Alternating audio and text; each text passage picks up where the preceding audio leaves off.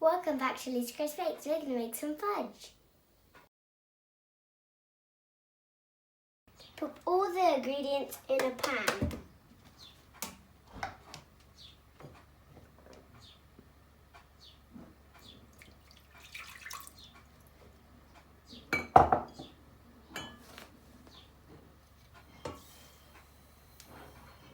Heat it all up until it's all melted.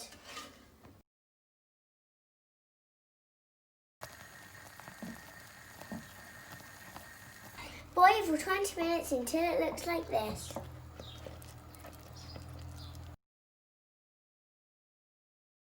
Pour it in the mirror and then chip it in the tray.